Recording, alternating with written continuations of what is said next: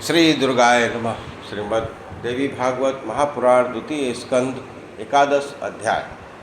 जन्मेजय का राजा बनना और उतंक की प्रेरणा से सर्प सत्र करना। आस्तिक के कहने पर राजा द्वारा सर्प सत्र रोकना। सूत जी बोले, सभी मंत्रियों ने राजा परीक्षित को मृतक और उनके पुत्र जन्मेजय को अबोध जानकर उनकी परलोक संबंधी क्रियाएं सम्यक प्रकार से संपन्न की।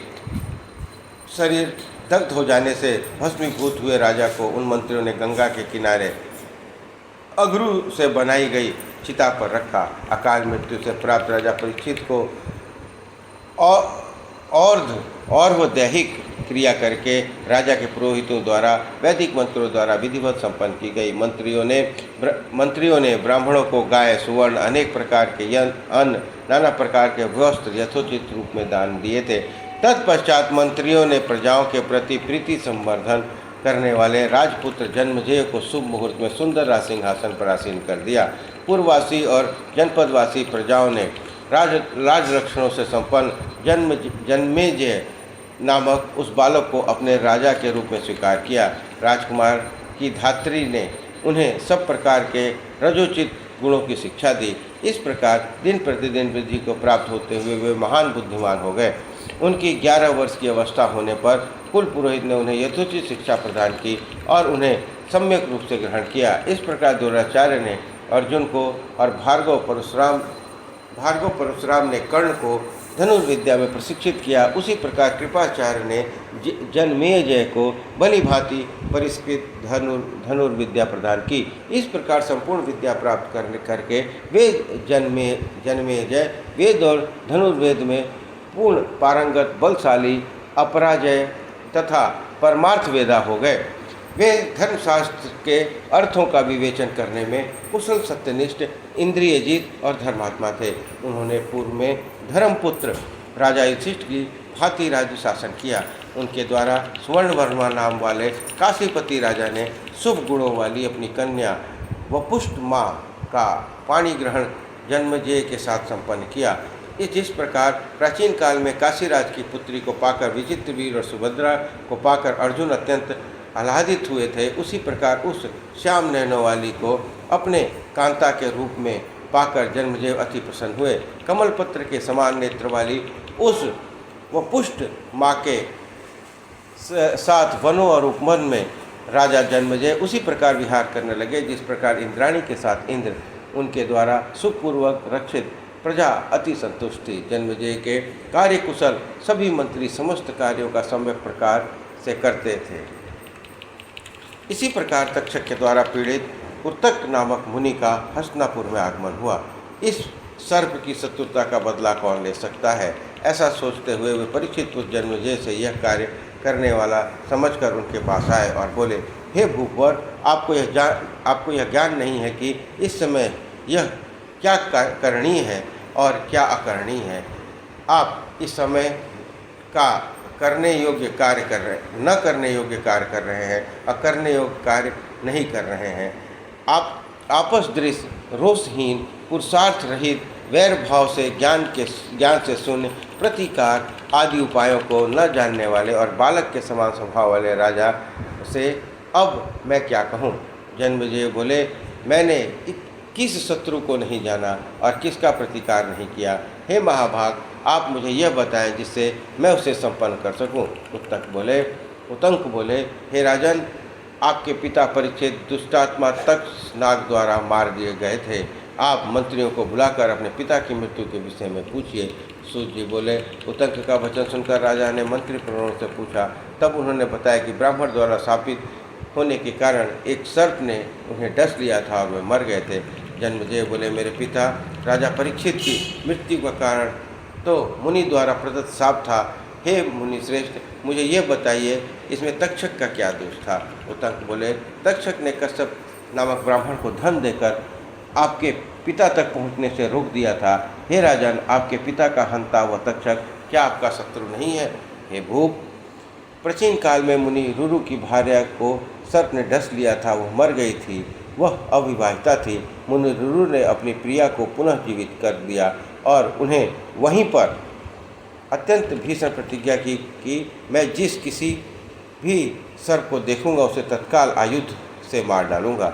हे राजन, इस प्रकार प्रतिज्ञा करके हाथ में अस्त्र लेकर मुनि रुरु सर्पों का वध करते हुए इधर उधर घूमते रहे। एक बार उन्हें वन में एक बूढ़ा ढुंडुब सर्प दिखाई दिया। वे लाठी उठाकर रोषपूर्वक उसे मारने के लिए तत्पर हुए तो ढुंडुब ने उन ब्राह्मण से कहा, हे विप्र, मैं आपके प्रति कोई अपराध नहीं कर रहा हूँ और आप मुझे क्यों मार रहे हैं? रुरु बोले, मेरी प्राणप्रिय भार्या को सर्प ने डस लिया था और उसकी मृत्यु हो गई थी, अतः हे सर्प, उसी समय से दुखित होकर मैं ऐसी प्रतिज्ञा कर ली है। ढुंढुब बोला, मैं किसी को नहीं काटता, जो सर्प काटते हैं वे दूसरे होते हैं, इसलिए सर्प सदृश शरीर होने के कारण मुझे आप मत मारिए। उन तक बोले, मनुष्य के समान उसकी दूसरी वाणी सुनकर रुरु ने कहा, तुम कौन हो और ढूंढुब योनि को कैसे प्राप्त हुए हो? सर्प बोला, हे विप्र, पहले मैं ब्राह्मण था और खदम नामक मेरा एक ब्राह्मण मित्र था। वह धर्मात्माओं में श्रेष्ठ, सत्यवादी और जितेंद्रिय था। एक बार उसकी मूर्खतावश मैंने तृण का सर्प बनाकर उसे धोखे में डाल दिया था। उस समय वह अग्निहोत्र गृह में विद्यमान था। सर्प को देखकर अत्यंत डर गया। भय से थरथर काँपते हुए उस ब्राह्मण ने विह्वल होकर मुझे शाप दे दिया, हे मंदबुद्धि, तुमने सर्प दिखाकर मुझे डराया है, अतः तुम सर्प हो जाओ। सर्प रूप में मैंने उस ब्राह्मण की बड़ी प्रार्थना की। तब उस ब्राह्मण ने क्रोध में थोड़ा शांत होने पर मुझे, ये सर्प प्रमति पुत्र रुरु तुम्हें यह शाप से मुक्त करेंगे। उन्होंने यह बात स्वयं मुझसे कही थी। मैं वही सर्प हूँ और आप रुरु हैं। आप मेरे वचन को ध्यानपूर्वक सुनिए। ब्राह्मणों के लिए अहिंसा परम धर्म है, इसमें संदेह नहीं है। अतः विद्वान ब्राह्मण को चाहिए कि वो सर्वत्र दया करे। हे विप्र, यज्ञ से अतिरिक्त कहीं भी की गई हिंसा, अगर याज्ञी की हिंसा नहीं कही गई है। पुतंग बोले, तब यह ब्राह्मण सर्प योनि से मुक्त हो गया। इस प्रकार उस ब्राह्मण के शाप का अंत करके रुरु भी हिंसा छोड़ दी। उन्होंने मरी हुई सुंदरी को पुनः जीवित कर दिया और उसके साथ विवाह कर लिया। हे राजन, उस मुनि ने इस प्रकार शत्रुता का स्मरण करते हुए सभी सर्पों का संहार किया था। परंतु हे भरतश्रेष्ठ, आप तो बैर भुलाकर अपने पिता को मारने वाले सर्पों के प्रति क्रोध शून्य बने रहते हैं। आपके पिता स्नान दान किए बिना अंतरिक्ष में ही मर गए। इसलिए हे राजेंद्र, सर्पों का नाश करके आप उनका उद्धार कीजिए। जो पुत्र पिता के शत्रुओं से बदला नहीं लेता, वह जीते हुए भी मृतक तुल्य है। हे नृपश्रेष्ठ, जब तक आप सर्पों का विनाश नहीं करते, तब तक आपके पिता की दुर्गति नहीं होगी। हे महाराज, आप देवी यज्ञ के व्याज से अपने पिता की शत्रुता का स्मरण करते हुए सर्प सत्र नामक यज्ञ कीजिए। सूर्य बोले, उत्तंक मुनि का वचन सुनकर राजा जन्मेजय अत्यंत दुखी हुए और अपने नेत्रों से अश्रुपात होने लगा। वे मन में सोचने लगे, जिसके पिता सर्प के दंतित होकर इस प्रकार दुर्गति से हो गए, उस मुझ मिथ्याभिमानी और दुर्बुद्धि को धिक्कार है। मैं आज ही यज्ञ आरंभ करके प्रज्वलित अग्नि में सर्पों की आहुति देकर अवश्य पिता की मृत्यु का बदला लूँगा। सभी मंत्रियों को बुलाकर राजा ने यह वचन कहा, हे मंत्री प्रवणों, गंगा किनारे श्रेष्ठ ब्राह्मणों के उत्तम भूमि के माप कराकर आप लोग यथोचित यज्ञ सामग्री का प्रबंध करें। ये मेरे ब्राह्मण मित्रों मंत्रियों 100 खंभों वाले एक सुरम्य मंडप का निर्माण करा। आप लोग उसमें आज ही यज्ञ के लिए वेदी का निर्माण संपन्न करा दें।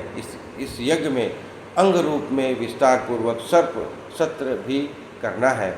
महामुनि उतंक इस यज्ञ के होता होंगे और तक्षकनाग उसमें यज्ञ पशु होगा। आप लोग शीघ्र ही सर्वज्ञाता और वेद पारगामी ब्राह्मणों को आमंत्रित करें। सूत जी बोले, बुद्धिमान मंत्रियों ने राजा के कथानुसार यज्ञ संबंधी सभी सामग्री का प्रबंध कर दिया और विस्तृत यज्ञ वेदी की निर्माण कराई गई। सर्पों का हवन आरंभ होने पर तक्षक इंद्र के यहाँ गया और उसने कहा, मैं भयाकुल हूँ, मेरी रक्षा कीजिए। तत्पूजा इंद्र ने उस भयभीत तक्षक को सांत्वना देकर उसे आसन पर बिठाकर उसे अभय प्रदान किया और कहा, हे पन्नग, तुम निर्भय हो जाओ। तदंतर उत्तंक मुनि उस तक्षक को इंद्र का शरणागत और उसके अभयदान पाया हुआ जानकर उद्विग्न हो उठे। उन्होंने मंत्र प्रभाव से इंद्र सहित तक्षक का आह्वान किया। तब तक्षक ने यायावर वंश के उत्पन्न जरत्कारु पुत्र धर्मनिष्ठ आस्तिक नामक मुनि का स्मरण किया। वे मुनि बालक आस्तिक वहां आकर जन्मेजय की प्रशंसा करने लगे। राजा जन्मेजय ने उस राजा जमजय ने उस बालक को महान पंडित देखकर उसकी पूजा की। पूजा अर्चन करके राजा अपनी मनोवांछित वस्तु मांगने के लिए उनसे निवेदन किया।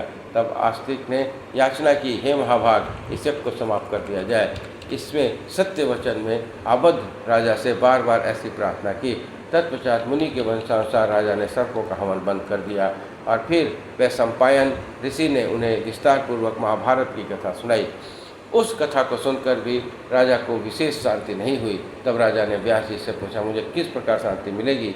मेरा मन अशांति की अग्नि में अत्यधिक धधक रहा है, मैं क्या करूं?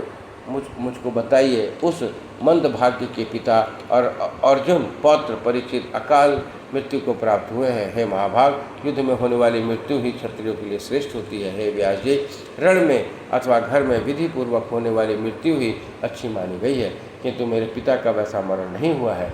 वे तो असहाय अवस्था में अंतरिक्ष में मृत्यु को प्राप्त हुए हैं। हे सत्यवती पुत्र, आप उनकी शांति प्राप्ति का कोई उपाय बताइए, जिससे दुर्गति को प्राप्त मेरे पिता शीघ्र ही स्वर्ग चले जाएं। इस प्रकार श्रीमद्देवी भागवत महापुराण दूसरा स्कंध और 11वां अध्याय संपन्न हुआ। बोलिए दुर्गा महारानी की जय।